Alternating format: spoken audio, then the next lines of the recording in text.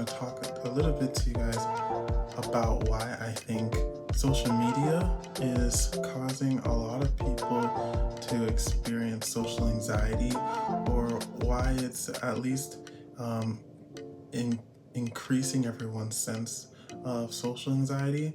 Um, I know for me, it's like been something that I've really had to limit recently. Social media is a wonderful thing, but I feel like with too much usage, it can warp our realities or our perception of ourselves. So many people go on social media, on YouTube, on Instagram, on TikTok, on even on Snapchat stories and everything. And a lot of people are sharing their lives. A lot of they're influencers, they're like just regular people, athletes, celebrities, everyone showcasing aspects of their lives, usually the like most glamorized parts of their lives. And because of that, we can start feeling a sense of inadequate in our own lives because we see the perfection everyone's portraying in their lives. Like, I'm not immune to putting only my best self out there because like I want to show my real life, but I only want to really show the best parts. And this YouTube channel for me is part of my journey in expressing how I think and my experiences in life, but not just the good parts. But social media can really make people believe that everyone else's life is going so much better than theirs. And I think what having these thought processes can make people overcritical of themselves. That's how I feel anyways. That's my experience. By watching a lot of content on YouTube or Instagram, those are the two main I use. And by watching content on those platforms, I'm seeing people do shopping hauls or showing off their car or their house. I can start being overcritical about what did I do that I can't experience these things? Why aren't I experiencing these things? Why don't I have these things? And then when I go into actual interactions with people, in the back of my mind, I'm thinking, oh, this person might be judging me on the fact that I didn't do this at this time, that another person did it, and so that's why I'm not as ahead as they are, and that this person might look down on me because of that.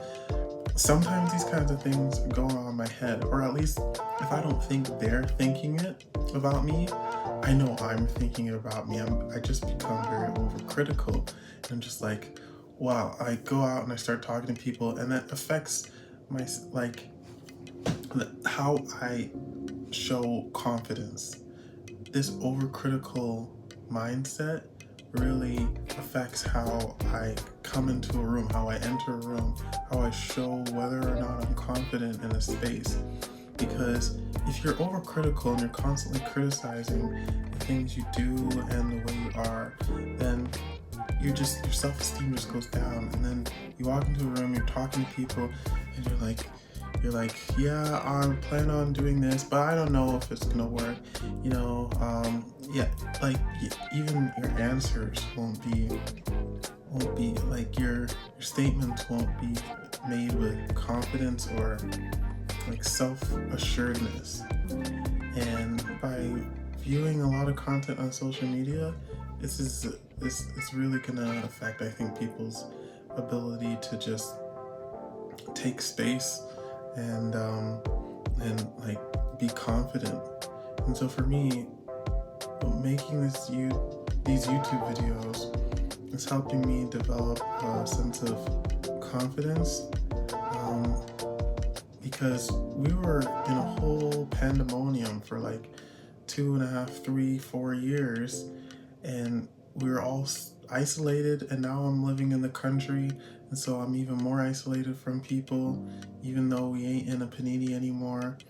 And so I am having to be a lot more intentional about the things I do so that I don't allow that period of time and my general predisposition to allow me to fall into another slump where I am constantly thinking about what others think about, me, and that just turn into a whole, like, it just makes me so anxious that I can't walk into a room with confidence or do what I need to do. So limiting social media, I think, is really important.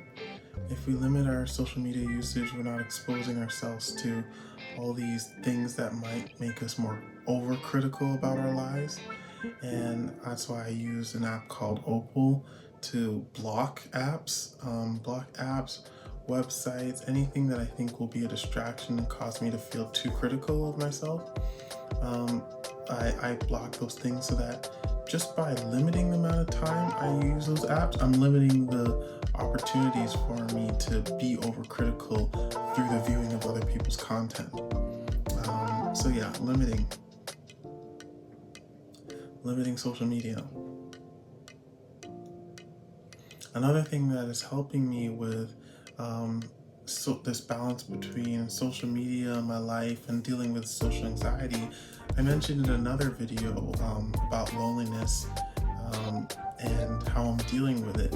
And it's the fact that I have a job, because a job is keeping me busy, and therefore it's keeping my mind preoccupied for more hours of the day. And because of that, I have less time to use social media, and therefore less time to really get in my head and be overcritical with myself. My social anxiety has really it's always been like this, but at least I'm trying to find workarounds to just produce the things I want to produce. But my social anxiety has always been at the point where I can't even record still. I still can't record YouTube videos around my family or friends. The only reason why I'm able to record this video right now is because my dad is in the basement and my mom, she's out right now. And so I feel like they can't hear me. And because they can't hear me, I don't feel any pressure, or I don't feel anxious about the fact that they might be hearing my thoughts, what I'm saying that's explaining my thoughts, and that they may comment on it. I just don't want anyone to criticize or comment on what I'm doing. And it's funny because I know the things they will say aren't bad. They will compliment me most of the time on the things I'm pursuing and doing or posting. But for some reason, just the knowledge that they've seen what I've done really messes me up. And I'm still working at being able to record when I know somebody can hear me, or film stuff around others or in public. Eventually I'll get to that point. But right now, I'm just glad that I'm putting something out on social media as practice. But yeah, I hope some of the things I suggested can help anyone dealing with social media to find social media and social anxiety. I hope they can use these things to help combat that sense of social anxiety and